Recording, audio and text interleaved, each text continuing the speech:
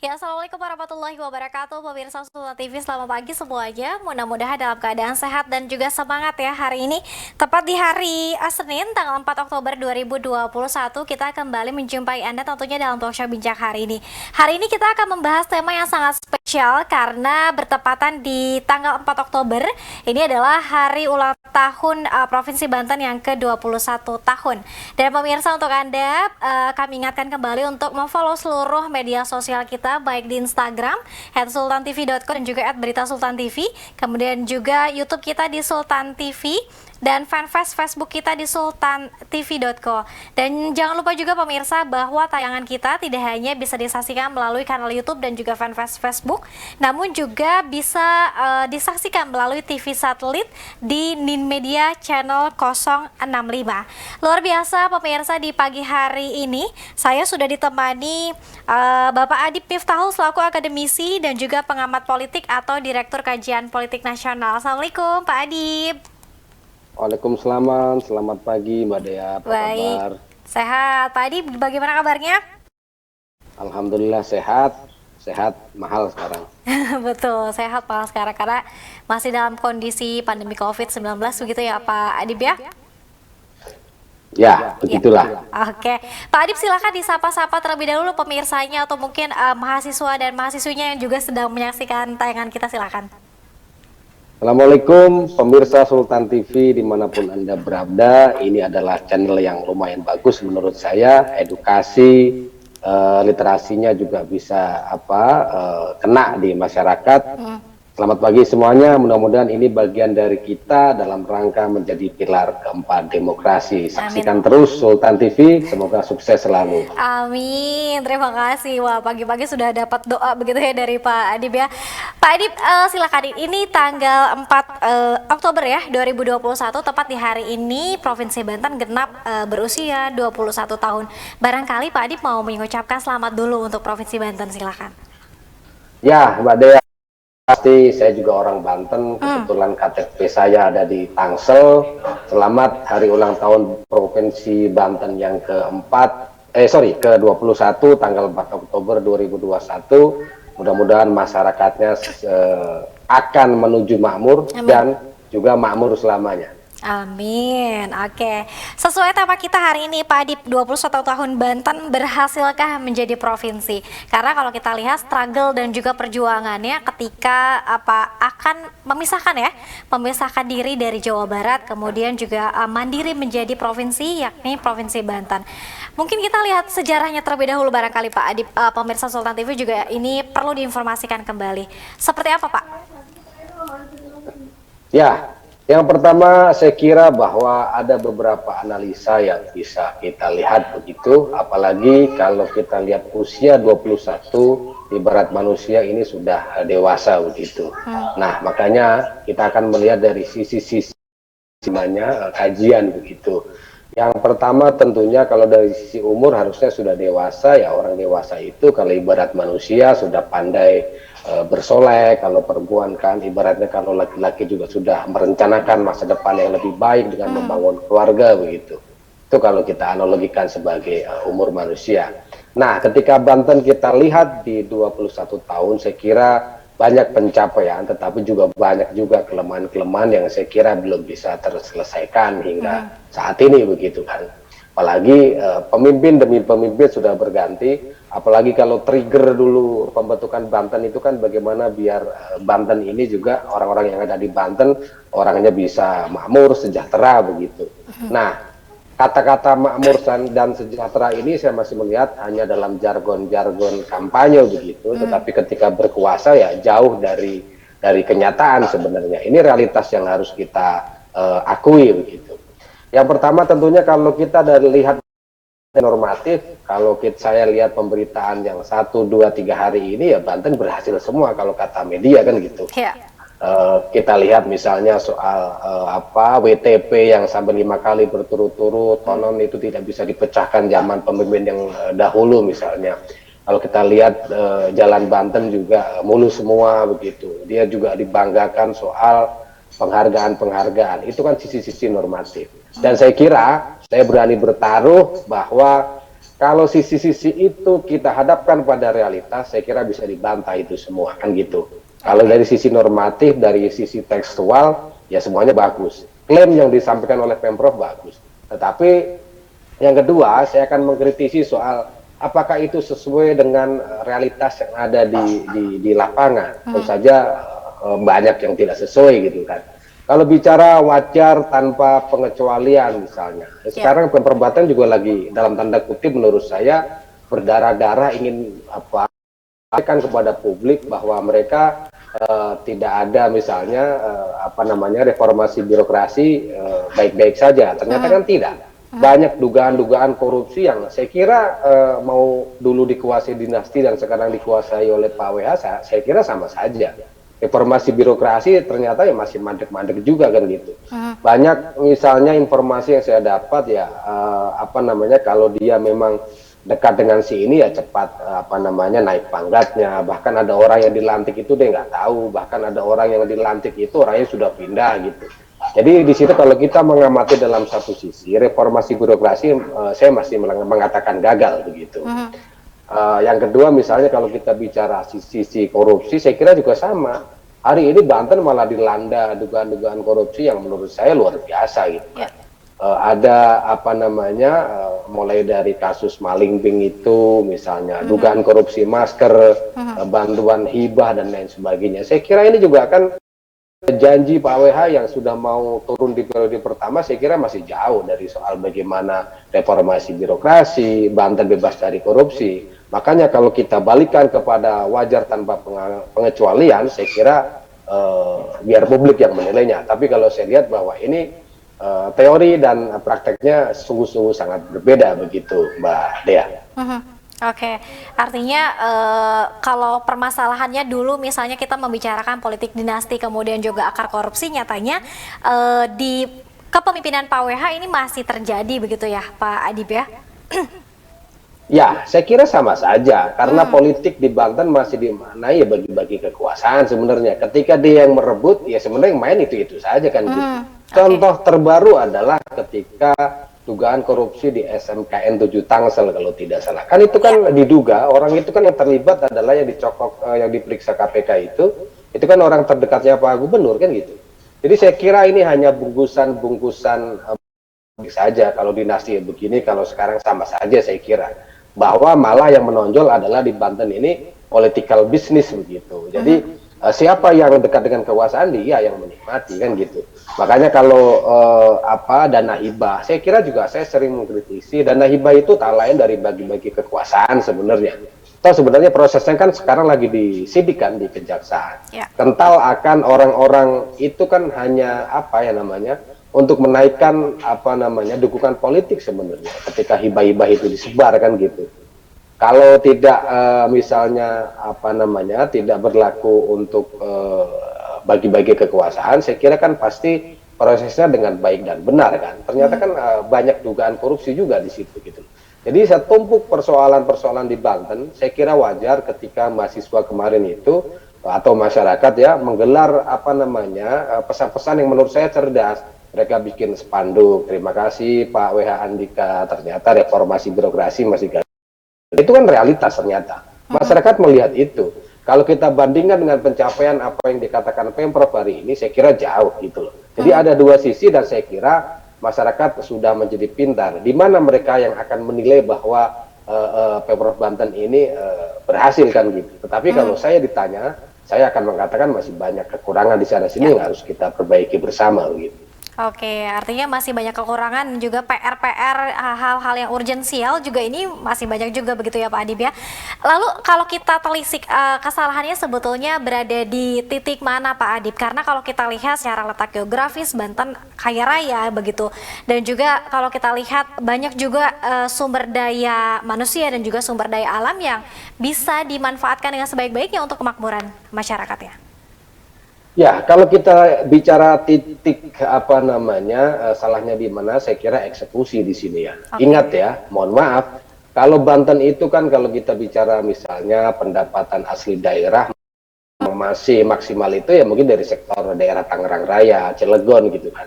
Nah, dari dulu kan selalu diwacanakan bagaimana ketimpangan antara Banten Selatan dengan Banten apa namanya Barat atau Banten Timur begitu kan. Ini kan tidak terpecahkan sampai hari ini.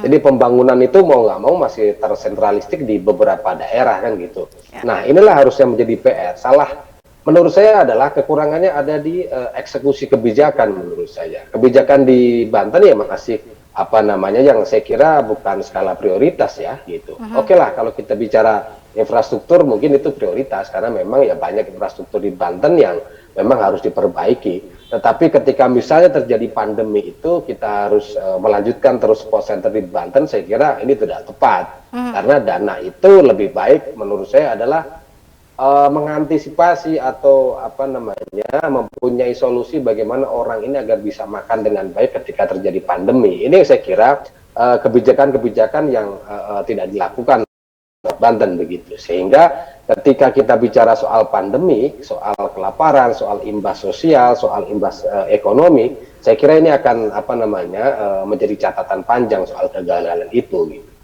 Oke, nah ini menarik Pak Adip tadi juga sempat menyinggung terkait dengan disparitas pembangunan ya wilayah Banten Utara dan Banten Selatan yang ya kita tidak bisa menampik bahwa kedua bagian ini masih sangat berbeda jauh begitu terkait pembangunan. Namun sekarang pemerintah Provinsi Banten sedang menggadang-gadang dan juga sedang bangga terhadap pembangunan tol Serang Panimbang. Bagaimana Pak Adip melihat ini?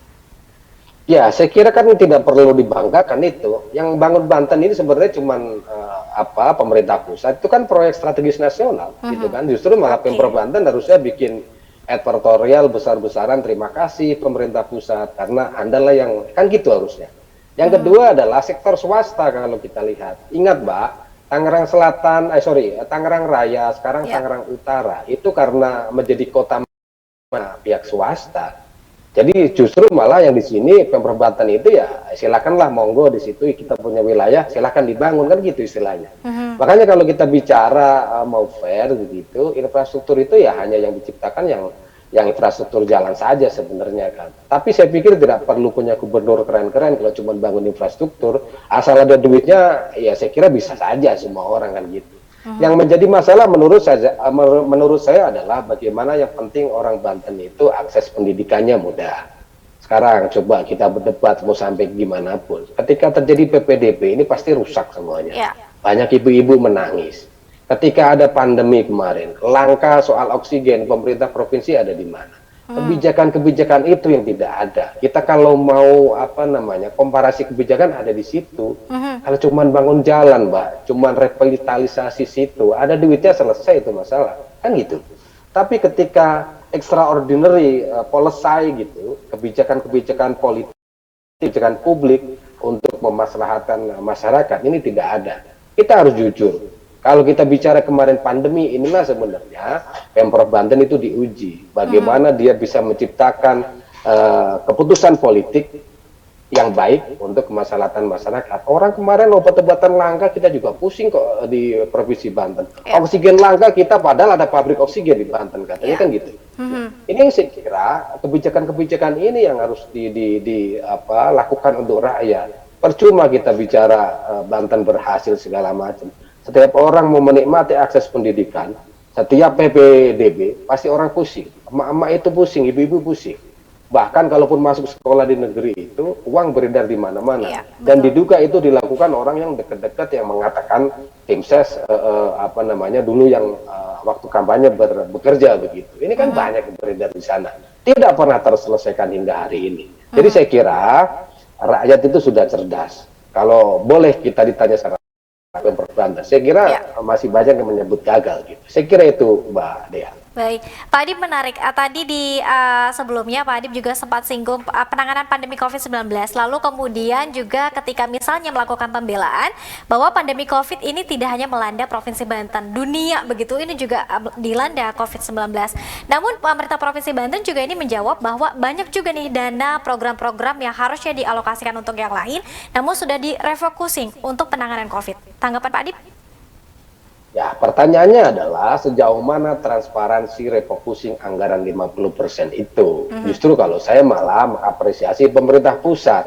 Ketika di 2020 Kemendagri sudah bilang bahwa 50% refocusing anggaran untuk COVID. Ini sebenarnya pancingan untuk kepala daerah, termasuk juga Pemprov Banten. Sejauh mana Anda bisa mengalokasikan dengan dana itu dengan cepat, sistematis, tegas, orang agar bisa terbantu saat pandemi.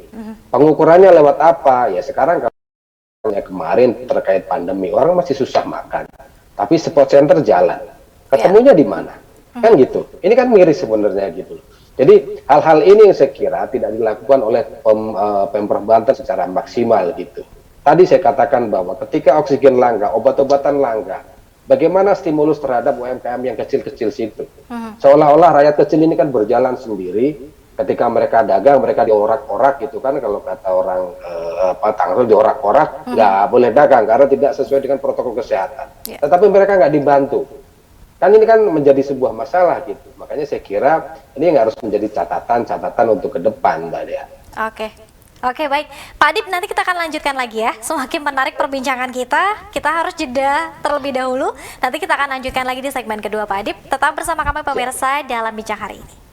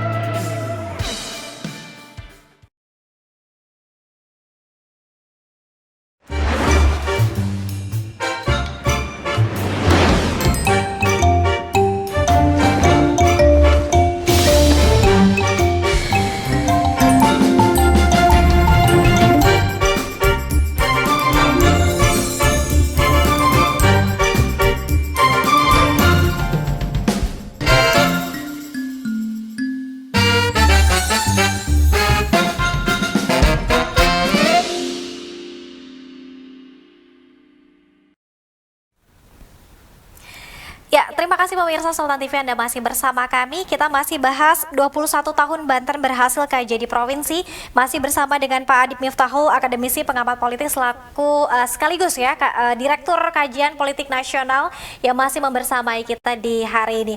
Ini Pak Adip tidak mengawal rapat paripurna istimewa hari ini, Pak, mungkin di Provinsi Banten atau di Tangerang? Kita kawal lewat online aja, Mbak. Lewat online saja ya bersama Sultan TV. Oke. Ya. Kita masih bahas soal pandemi COVID-19, Pak. Kalau kita lihat tadi sejumlah permasalahan mulai dari kelangkaan oksigen, obat-obatan, PPDB yang barangkali juga ini tidak siap kan. Kalau Pak Adip sendiri lihat bahwa apakah Provinsi Banten ini dinilai tidak siap begitu dalam mengantisipasi pandemi COVID-19? Ya, saya kira bicaranya bukan siap dan tidak siap, Ya. tetapi kalau level atau sering dikemukakan oleh Pak Presiden sekalipun adalah kita harus extraordinary di sini. Hmm. Jadi jangan selalu pemerintah atau pemerintah daerah itu yang saya lihat narasi dan diksinya itu selalu menyalahkan pandemi ini ya global gitu. Kita sudah tahu kalau itu global. Ya. Makanya Anda diuji. Seringkali saya mengatakan bahwa gubernur, presiden, menteri sampai wali kota maupun bupati ketika pandemi itu sebenarnya diuji. Rakyat itu harusnya jelas melihat bahwa ketika ada pandemi disitulah mereka diuji. Bagaimana mereka menciptakan sebuah keputusan yang tepat, tegas, bagaimana anggaran mereka berpihak kepada rakyat secara cepat. Cepat ini jangan sampai keliru gitu.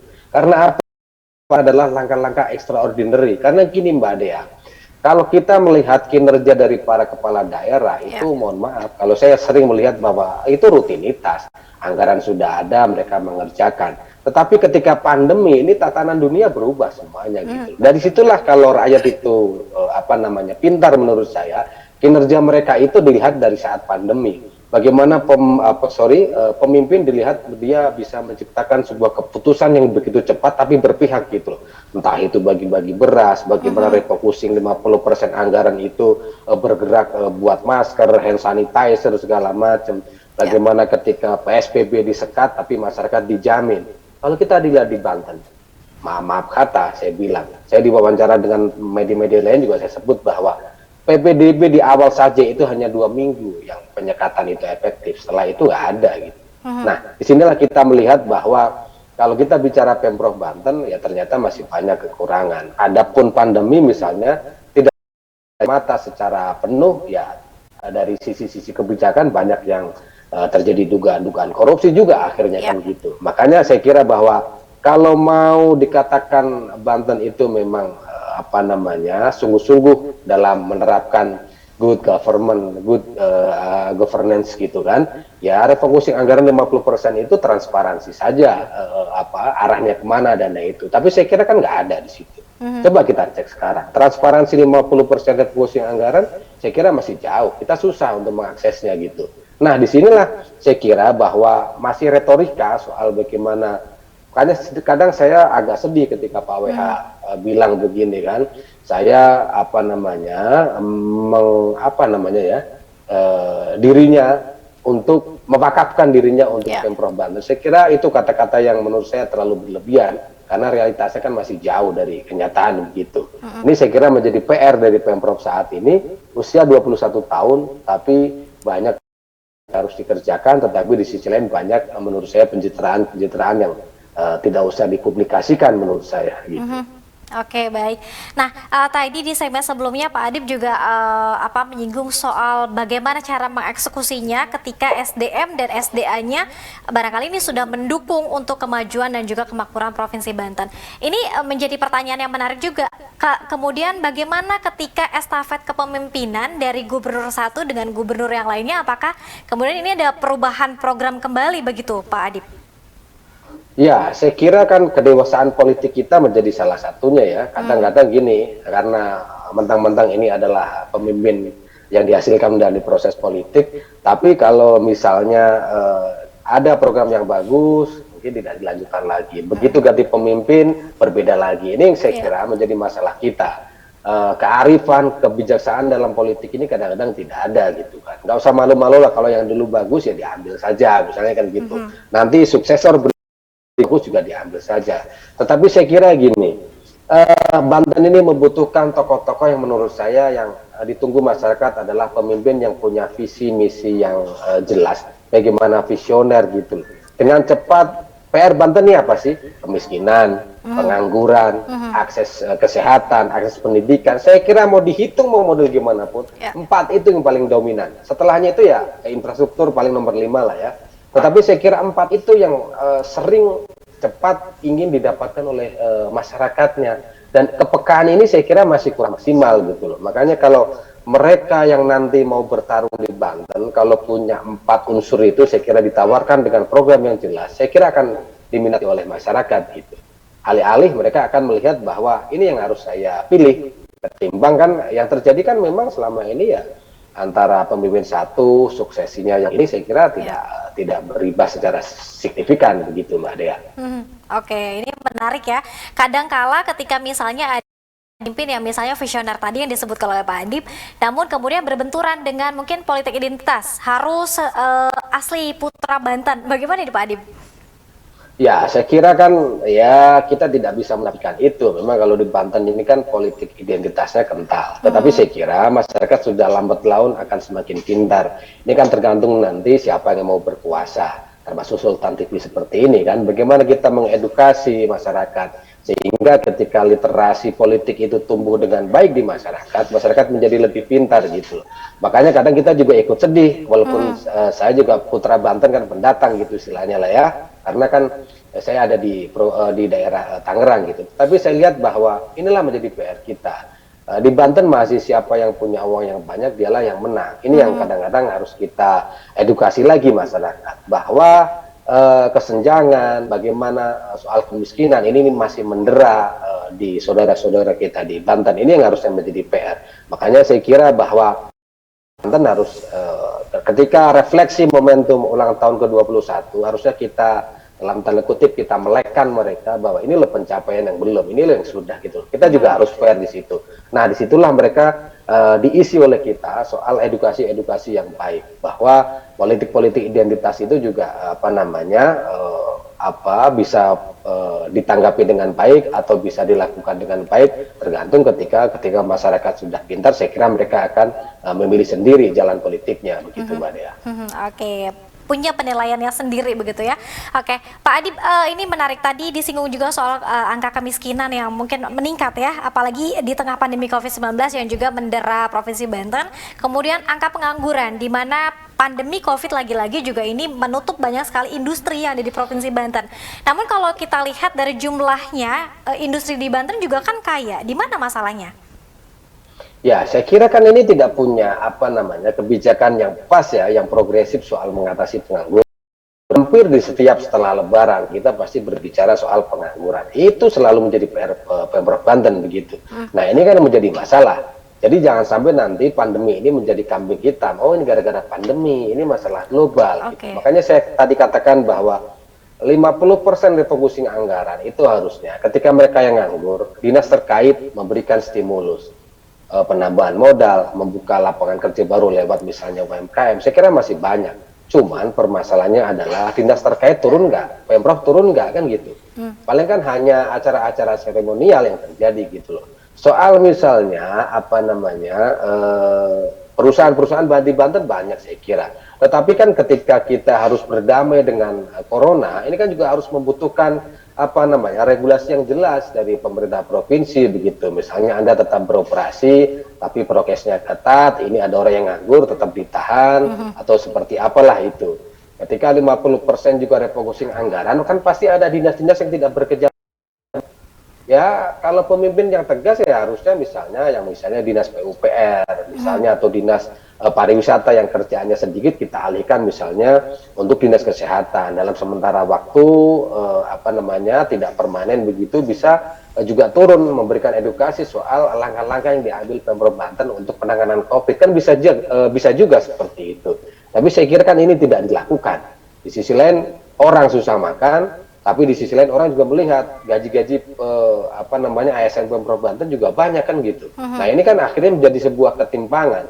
Akhirnya adalah bahwa Pemprov Banten akan dinilai menerapkan birokrasi yang ala-ala priai. Di sisi lain orang Banten sendiri juga susah makan. Ini kan terjadi kan gitu. Ini loh saya kira yang harus segera diatasi Mbak Dea. Oke. Baik, nah Pak Adib, selain pembangunan tol Serang Panimbang yang mungkin juga masih menjadi satu kebanggaan pemerintah Provinsi Banten dalam pembangunannya di tahun-tahun ini, Pak WH dan juga barangkali Pak Andika juga ini juga membanggakan revitalisasi Banten Lama. Nah, kalau Pak Adib lihat sendiri, apakah ini termasuk dalam prestasi? Saya kira biasa saja ya. Dari dulu dalam perspektif keagamaan saya pribadi sebagai orang Muslim, saya ke Banten Lama itu bukan karena mendorong dia bagus atau tidak, karena saya percaya bahwa ini termasuk kalau orang Muslim kan tawasul lah atau kita berdoa ziarah. Saya kira biasa-biasa saja lah, karena kan menurut saya bahwa Revitalisasi asal ada duitnya sebenarnya kan gampang. Political will itu mudah kan gitu. Tol Serang Panimbang kalau misalnya nggak ada proyek strategis nasional, saya kira juga biasa saja gitu kan. Karena ini kan membangun pemerintah pusat gitu. Justru pertanyaannya adalah ketika pemerintah pusat sudah memberikan waduk Sindang Hela atau PSN seperti Tol Serang Panimbang, dia bisa nggak untuk memakmurkan itu? Sentra-sentra ekonomi di sekitar itu bisa jalan atau tidak? Ini yang menjadi masalah. Makanya kalau sekarang kita ukur masih belum bisa, karena tol sendiri kan belum jadi maksimal gitu kan. Tetapi kalau saya lihat bahwa pencapaian hal seperti itu tidak perlu dibanggakan. Yang terpenting adalah tadi saya katakan ada 4. Bagaimana orang Banten taraf hidupnya bisa berubah. Mereka bisa survive terkait pandemi, soal ekonomi ketimbangan ini. Yang kedua saya kira soal pengangguran. Bagaimana tenaga kerja yang orang-orang Banten ini juga bisa menikmati akses itu untuk bekerja gitu. Bagaimana lapangan pekerjaan. Padahal perusahaan sudah banyak di Banten. Yang ketiga saya kira juga akses soal kesehatan. Kita masa negara Pemprov sudah 21 tahun ketika ada orang sakit masih ditandu, naik ke losbak segala macam. Sedih Mbak sebenarnya. Gitu loh. Itu yang ketiga. Yang keempat, bagaimana akses pendidikan itu merata bagi orang-orang Banten begitu. Nah, ini yang harusnya ketika resource sumber daya alam Banten itu banyak, ini yang harus segera diatasi menurut saya. Infrastruktur dan lain sebagainya saya kira setelah itu gitu loh. Yang keempat ini menurut saya paling penting diselesaikan. Apalagi 21 tahun saya kira bukan umur yang baru ya. Ini sudah matang, sudah dewasa gitu loh. Jadi saya kira PR-nya ada di situ gitu. Oke, Pak Adip, Pemprov Banten juga ini membuka keran seluas-luasnya untuk para investor menanamkan modalnya dan juga dananya begitu untuk di Provinsi Banten berinvestasi selebar-lebarnya dan dipermudah begitu. Ada kekhawatiran tidak Pak Adip ketika misalnya banyak investor datang, kemudian justru sumber daya manusia yang ada di Provinsi Banten aslinya juga ini tidak bisa diserap secara maksimal dan juga secara baik? Ya, soal investor saya kira kan ini kan butuh political will juga dari Pemprov Banten kan. Jangan sampai atas nama menarik investasi perusahaan besar di situ ada, tetapi di sisi lain orang masih susah nyari pekerjaan. Bagaimana mereka juga kan menikmati soal kemacetannya, bagaimana juga mereka menikmati soal gangguan polusinya dan lain sebagainya. Kalau sekedar mengejar pendapatan asli daerah menurut saya tidak tepat juga. Tetapi adalah disinilah ada sebuah win-win solution. Orang sekitar juga bisa bekerja, PAD-nya juga bisa kita ambil, dan sini juga tidak mencemari lingkungan. Itu saya kira harus dipikirkan oleh Pemprov ya. Jangan semata-mata investasi, tapi yang bekerja nanti orang luar begitu kan. Ini akan menjadikan masalah sosial baru kan gitu. Sudah banyak kan perusahaan-perusahaan seperti itu gitu loh. Jadi ketika ada investasi, ya Banten akan menjadi tuan rumah di daerahnya sendiri. Saya kira itu yang harus menjadi pemikiran teman-teman di legislatif maupun eksekutif gitu, bahwa investasi benar-benar memang memakmurkan Banten, bukan Banten hanya menjadi ladang investasi tapi ditarik lagi keluar. Siapa yang menikmatinya nanti kan gitu pertanyaannya. Ya. Oke, jangan sampai menjadi tamu di rumahnya sendiri ya, begitu ya Pak Adip ya. Oke, kalau ada pertanyaan Pak Adip, lalu bagaimana nih Provinsi Banten pembangunannya akan dibawa ke arah yang seperti apa? Kalau Pak Adip? Saya kira soal disparitas itu juga masih belum terselesaikan. Intinya adalah bagaimana Banten itu merata. Saya kira tidak usah kemana-mana, itu menjadi sebuah harus menjadi tujuan pencapaian begitu. Jadi jangan sampai bahwa ya Banten itu bicara Banten. Kita bukan bicara nanti yang paling menonjol adalah Tangerang, yang menonjol adalah Lebak, yang menonjol adalah Serang atau Cilegon. Tidak. Banten itu satu kesatuan bahwa semua orang terlayani dengan akses indeks pembangunan manusia yang baik. Saya kira yang terpenting ada di situ. Oke, kalau kita runut kembali Pak Adip, dari sekian banyak poin-poin janji kampanye WH Andika ketika misalnya mencalonkan diri dan baru dilantik sebagai gubernur dan juga wakil gubernur, poin-poin mana saja yang belum tercapai Pak Adip? Saya kira pertama jelas, Banten bebas korupsi, saya kira masih retorika, itu jelas. Yang kedua reformasi birokrasi juga sama, saya kira kan gitu. Kita hanya mengapresiasi soal infrastruktur, oke lah, itu katakanlah kita harus fair, memang ada seperti itu kan.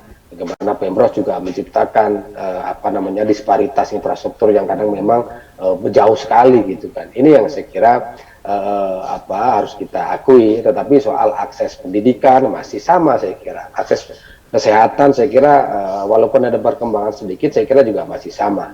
Nah, makanya momentum 21 tahun ini jangan hanya dimaknai sekedar seremonial, tetapi harus sebagai pengingat bahwa umur 21 tahun jangan hanya disia-siakan kita berkutat pada masalah yang sama begitu. Ketika memang jargon-jargon kampanye itu nanti tidak bisa dimaksimalkan sesuai dengan faktanya, saya kira akan memperberat peluang Pak WH atau Pak Andika untuk maju ke depan gitu. Apalagi ketika nanti misalnya penantangnya adalah orang yang benar-benar punya program kerja yang jelas dan cerdas, dan ini dinilai masyarakat sebagai terobosan baru. Saya kira ini akan menjadi Mbak Dea. Oke, terlebih tadi Pak Adip juga sudah singgung bahwa sekarang masyarakat juga ini sudah semakin cerdas untuk memilih dan juga menilai ya. Nah, ini masa jabatan WH Andika juga kan ini sebentar lagi Pak Adip. Namun janji-janji kampanyenya tadi kalau Pak Adip bilang bahwa ini baru infrastruktur saja nih yang patut dipuji. Bagaimana? Apakah akan tercapai? Optimis? Saya kira berat ya, apalagi kalau tidak salah WH Andika itu kan di April 2021 kalau tidak salah ya selesai, atau enggak Mei ya kalau nggak salah itu. Nah, saya kira berat lah untuk menyelesaikan itu, apalagi kan kondisi internal ASN yang saya dapatin itu kan juga tidak solid-solid amat begitu kan, pasca ditinggal mundurnya Sekda begitu. Udah gitu banyak temuan, banyak ASN yang diperiksa oleh aparat penegak hukum. Saya kira berat. Makanya saya katakan bahwa suka atau tidak suka, saya kira peluang WH Andika, apalagi ada waktu tunggu sampai 2024 akan dipimpin oleh orang lain, yaitu PJ Gubernur. Saya kira ini akan menjadikan sentuhan-sentuhan politis yang bisa dilihat dari sisi lain begitu. Makanya saya katakan peluang WH Andika saya kira berat.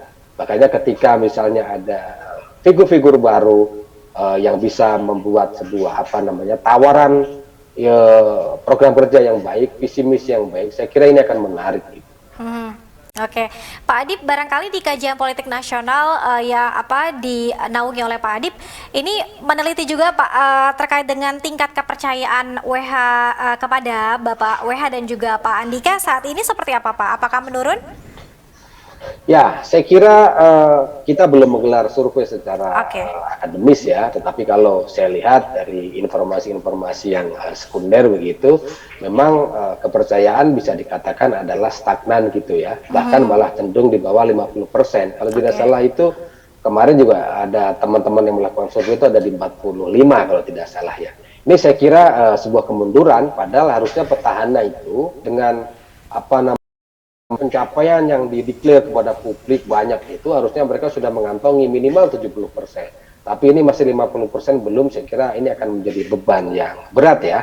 Karena harusnya mereka mengantongi di angka 70%. Nah, saya kira yang tadi Mbak Dea katakan itu soal reformasi birokrasi, dugaan korupsi, dan masih susahnya akses pendidikan, kesehatan, atau yang yang gampang dilihat masyarakat sekarang adalah penanganan soal pandemi ini yang saya kira membuat masyarakat itu semakin tidak menyukai gubernur dan wakil gubernur sekarang gitu. Jadi mereka ingin terobosan baru menurut saya sih. Oke, barangkali ini ada perbedaan usia yang cukup jauh, begitu ini jadi masalah juga tidak dari Pak WH dan juga Pak Andika, Pak Adip? Ya, kalau secara usia saya kira juga nggak signifikan ya, tetapi memang ketika Pak WH ini kan sudah sepuh lah ya, jadi saya kira mungkin saya juga mengamati karena dulu juga ketika beliau menjadi wali kota memang taktis begitu, tapi saya lihat juga mungkin karena umur juga ya, jadi ini tidak setaktis dulu jadi wali kota begitu loh. Nah, lagi-lagi ini juga masalah soal bagaimana mengkompromikan sebuah kekuasaan juga sebenarnya kan gitu. Ketika Pak WH yang dulu misalnya ketika dia nyalon anti dinasti tetapi bergabung dengan dinasti, ini kan juga perlu ramuan, perlu sebuah harmonisasi kan. Saya kira mungkin periode ini banyak dihabiskan oleh internal mereka soal harmonisasi ini. Dan yang tadi saya katakan di awal bahwa kekuasaan di Banten ini masih dimaknai political business begitu. Oke. Orang-orang ini harus dapat apa, orang Tigres ini harus dapat apa. Inilah yang kadang-kadang menjadi kendala soal eksekusi kebijakan gitu. Oke, baik. Pak Adip, nanti setelah kita jeda, saya juga akan meminta pendapat Pak Adip terkait dengan tema Dirgahayu Provinsi Banten ke-21 tahun ini adalah Banten Sehat Ekonomi Kuat. Ini seperti apa nanti analisisnya dari Pak Adip. Lalu kita juga nanti akan melihat pertanyaan yang kemudian sudah bersama Sultan TV di kanal YouTube Sultan TV. Tetap bersama kami pemirsa di Bincang Hari ini.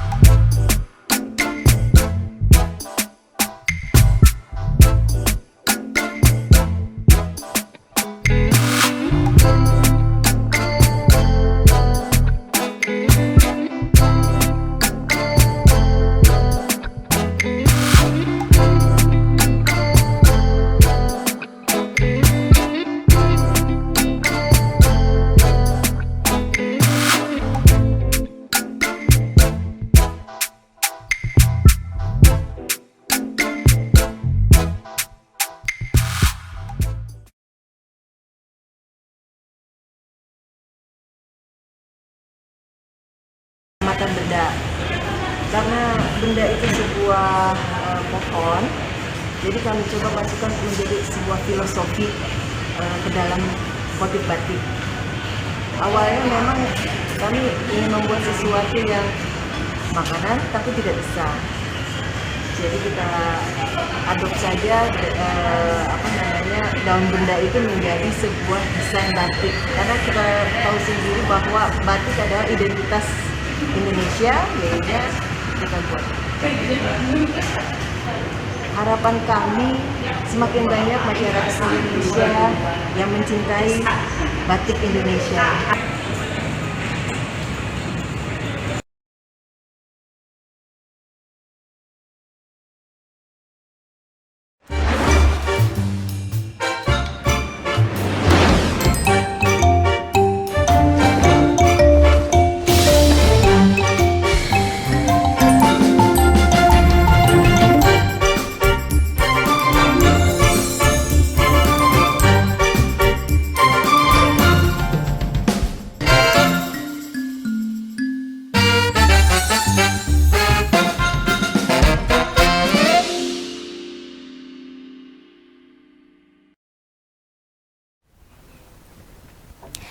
Ya, terima kasih pemirsa, Anda masih bersama kami tentunya dalam Bincang Hari ini. Saya juga masih ditemani Pak Adip Miftahul dari Kajian Politik Nasional membersamai kita di HUT Banten ke-21 tahun 2021. Nanti setelah tayangan ini kita juga akan menyaksikan live reportase jurnalis Sultan TV dari KP3B terkait dengan persiapan rapat paripurna istimewa HUT Banten ke-21 tahun.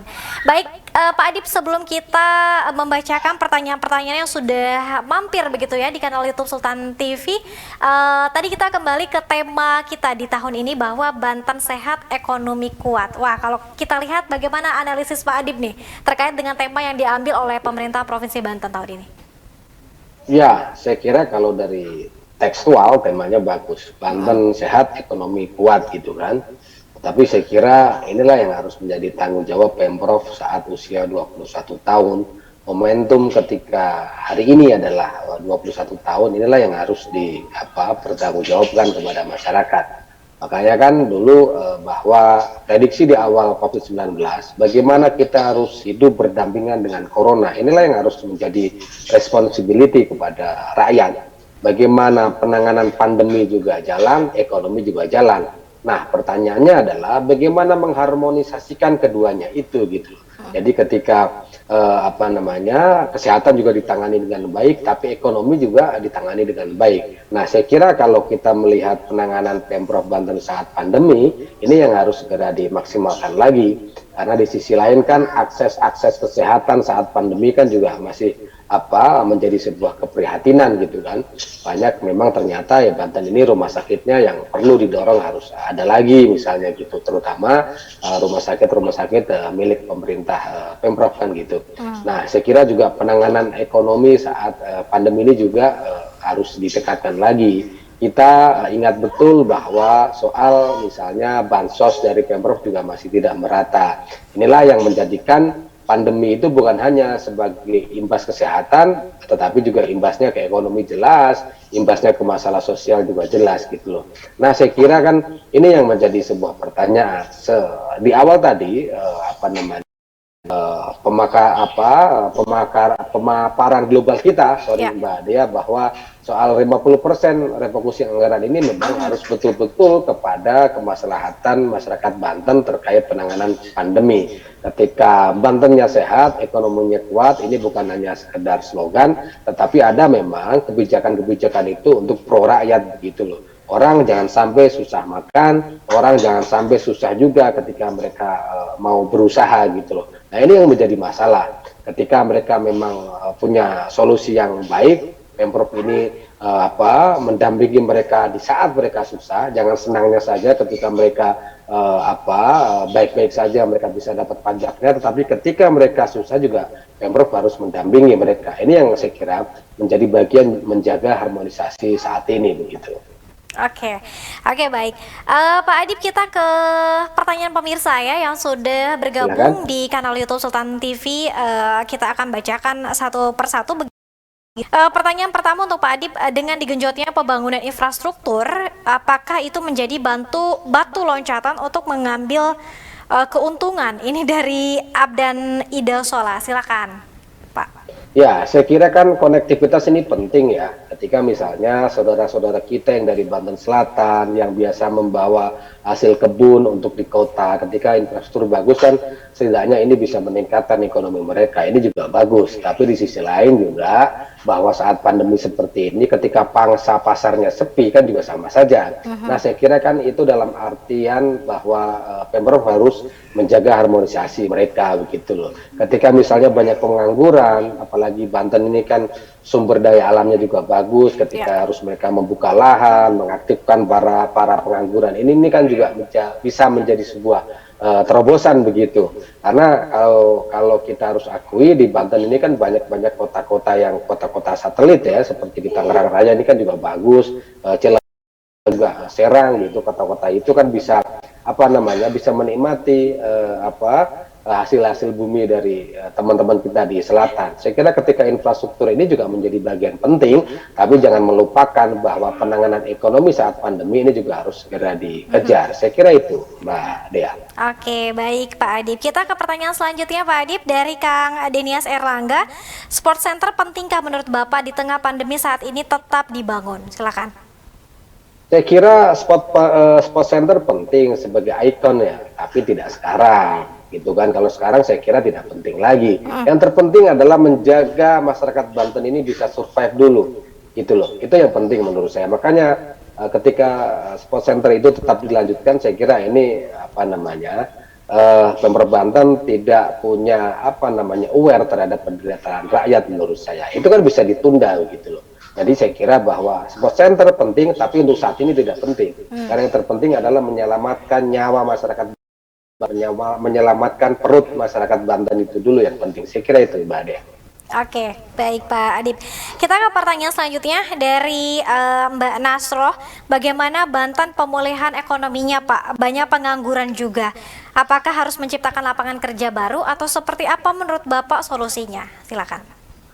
Ya, kalau kita lihat soal pengangguran kan tahun demi tahun masalahnya sama. Tetapi saya kira kalau kita melihat terobosan dilakukan oleh Pemprov Banten masih jauh dari kata maksimal. Makanya saya kira bahwa pandemi ini harusnya membuka mata bagi Pemprov Banten bagaimana mereka bisa menstimulus soal orang-orang yang pengangguran tersebut, entah dinas UMKM, entah dinas apapun itu, soal misalnya membuka lapangan pekerjaan model padat karya, atau misalnya membuka tanah-tanah di Banten ini kan banyak tanah-tanah dari PTPN dan lain sebagainya. Bisa mungkin diurusi oleh Pemprov, tapi nanti dikelola oleh masyarakat misalnya. Kan ada kelompok-kelompok tani, kelompok nelayan misalnya, kelompok-kelompok pedagang, ada koperasi. Saya kira ini yang harus dibangkitkan bersama. Ketika itu bisa dibangkitkan, ketika itu bisa disupport dengan baik, saya kira semangat untuk sama-sama membangun ini ada. Ketika semangat itu sudah ada, saya kira PR Pemprov itu sebagai regulator, saya ingatkan kembali, itu akan jauh lebih mudah begitu loh. Karena usernya ini kan rakyat sebenarnya. Rakyat itu kan mengharapkan atau ingin mendapat sebuah kebijakan gitu loh. Nah, kebijakan ini yang saya kira harus dimaksimalkan, Mbak Dea, begitu. Oke, baik Pak Adib. Kita ke pertanyaan selanjutnya ya Pak Adib ya. Ini dari Mas Saiful Bahri, disebutkan bahwa Banten berhasil dengan semua kemajuannya di umur yang masih belia begitu. Benar atau tidak menurut Pak Adib? Tadi dikatakan di awal saya dengan Mbak Dea, kalau kita melihat sisi-sisi tekstual, normatif gitu ya berhasil. Apalagi kalau kita baca berita hari ini, headline surat kabar itu ya Banten berhasil. Tetapi saya tidak yakin kepada rakyat, kalau kita jeli melihat hati dengan realitas sosial yang terjadi sekarang, saya kira masih jauh. Bagaimana ceritanya kita mendapat WTP wajar tanpa pengecualian, tapi dugaan korupsi banyak. Kan saya kira ini akhirnya apa? Kenyataan yang menjadi jawaban begitu kan. Ketika kita bicara Banten bebas dari korupsi, ya dugaan korupsi hari ini banyak kan gitu. Ketika misalnya kita bicara soal penanganan pandemi, orang dalam tanda kutip seolah-olah dibiarkan saja menangani hidupnya saat pandemi. Ini kan menjadi masalah gitu. Jadi saya kira tergantung dari sisi kita melihatnya. Tetapi kalau saya pribadi melihat analisa, kajian empiris di lapangan, saya kira masih bertolak belakang soal itu. Banten masih punya penyakit-penyakit yang akut, apalagi terkait soal penanganan pandemi. Saya kira itu, Mbak Dea. Oke, ya mumpung disinggung terkait dengan penanganan pandemi, Pak Abid, ini pertanyaan terakhir dengan kondisi saat ini dalam HUT Banten yang ke-21 tahun, yang terpenting adalah penanganan pandemi COVID-19, setuju atau tidak Pak? Ya, intinya adalah bahwa penanganan pandemi soal ketika terjadi HUT ini, saya kira ini harus didorong political will berupa politik anggaran juga. Bagaimana bahwa harusnya anggaran Pemprov Banten ini betul-betul kalau perlu bukan 50% lagi, 70% berkutat pada penanganan pandemi gitu loh. Kalau perlu Pak Gubernur membuat kebijakan revolusioner bahwa ASN itu harus berkorban, gajinya dipotong untuk penanganan pandemi. Ini jauh lebih baik karena kan kalau saya tahu kan tunjangan ASN ini kan tinggi-tinggi gitu. Kalau tidak salah ASN golongan 3 itu sudah mencapai di 10 juta ke atas tukinnya gitu kan. Nah saya kira inilah bagaimana bahwa pejabat ini mau berkorban demi rakyat ya. Jangan rakyat terus yang disuruh berkorban gitu. Jadi saya kira momentum ulang tahun ini harus didorong bagaimana Banten itu Banten sehat, ekonominya juga kuat. Penanganan ini harus membutuhkan political will dari DPRD dan eksekutif dan juga politik anggaran yang berpihak kepada rakyat. Saya kira ini adalah unsur utama ketika Banten harus segera selesai dari penanganan COVID ini menjadi lebih baik gitu. Oke, disinggung soal tadi tukinnya saja 10 juta, bahkan kemarin juga sempat ramai-ramai terkait dengan pengadaan mobil dinas juga ya Pak Adib ya. Meskipun memang sudah dibatalkan begitu ya. Ya, rata-rata pejabat kita bukan begitu, selalu berlindung pada aturan normatif. Oh ini sudah ada peraturannya, oh ini sudah ini. Makanya saya bilang bahwa inilah momentum pemimpin itu diuji pandemi, menimbulkan atau membuat sebuah aturan yang revolusioner kalau perlu. Aturan yang extraordinary, ini yang penting gitu loh. Tanpa itu pandemi tidak segera selesai menurut saya. Penanganannya pasti butuh PR-PR yang jauh ke depan. Oke, terima kasih banyak Pak Adip Miftahul sudah membersamai Sultan TV di pagi hari ini, tentunya dalam momentum istimewa ya, HUT Banten ke-21 tahun. Banyak sekali tadi PR-PR dan juga hal-hal yang urgensial yang menjadi catatan kita bersama terkait dengan momentum HUT Banten ke-21 dan juga di masa kepemimpinan Pak WH Andika di tahun ini. Terakhir silakan Pak Adip, apa yang kemudian ingin disampaikan untuk harapan-harapan barangkali ya di HUT Banten ke-21 tahun dan juga untuk pemirsa Sultan TV. Dan sekaligus untuk Pak WH juga ya, silakan Pak Adip. Ya, 21 tahun usia yang dewasa menurut saya Banten jangan lagi berkutat pada masalah-masalah klasik yang tidak terpecahkan selama ini. 21 tahun bukan umur yang labil, tapi 21 tahun adalah bicara kita soal dewasa. Makanya saya kira soal akses pendidikan, akses kesehatan, ketika terjadi pandemi bagaimana ekonomi juga segera pulih, bagaimana sektor-sektor pariwisata teman-teman di sana juga tidak mengeluh lagi. Inilah perlu sebuah kebijakan yang tegas, cepat, terukur. Bagaimana atas nama extraordinary rakyat Banten dibangkitkan, mereka memahami bahwa berdamai dengan COVID-19 itu adalah sebuah keniscayaan. Makanya saya kira regulasi yang berpihak kepada rakyat, apapun itu, tujuannya adalah bahwa ada political will, political anggaran yang memang dinantikan oleh masyarakat Banten, bahwa anggaran itu berpihak kepada kemaslahatan masyarakat. Saya kira untuk mengawal ini perlu sebuah ketulusan dari pemimpin-pemimpin kita saat ini. Mudah-mudahan Banten memang segera terhindar dari PR-PR yang tadi saya sebutkan di atas. Sekali lagi, selamat ulang tahun Banten, semoga rakyatnya juga ikut makmur. Amin. Gitu. Terima kasih. Terima kasih sekali lagi Pak Adip Miftahul, akademisi, pengamat politik, Direktur Kajian Politik Nasional sudah membersamai Sultan TV. Sehat-sehat selalu Pak dan juga selamat beraktivitas kembali. Salam untuk semuanya. Ya, terima kasih. Selamat siang Mbak Dea, selamat siang pemirsa Sultan TV. Assalamualaikum warahmatullahi wabarakatuh. Waalaikumsalam warahmatullahi wabarakatuh. Pemirsa Sultan TV, Anda masih membersamai kami. Begitu tadi banyak sekali catatan penting yang sudah kita kemukakan terkait dengan momentum HUT Banten ke-21 tahun Banten bersama dengan Pak Adip Miftahul. Semoga ini menjadi catatan kita bersama dan juga kita akan terus mendukung dan juga mendoakan untuk pemerintahan yang lebih baik dan juga Provinsi Banten yang lebih maju. Usai jeda nanti kita akan tetap bersama kami pemirsa. Kita akan mencoba terhubung dengan jurnalis Sultan TV di rapat paripurna istimewa terkait dengan HUT Banten ke-21 tahun. Usai jeda kita akan kembali. Pak Adip, terima kasih.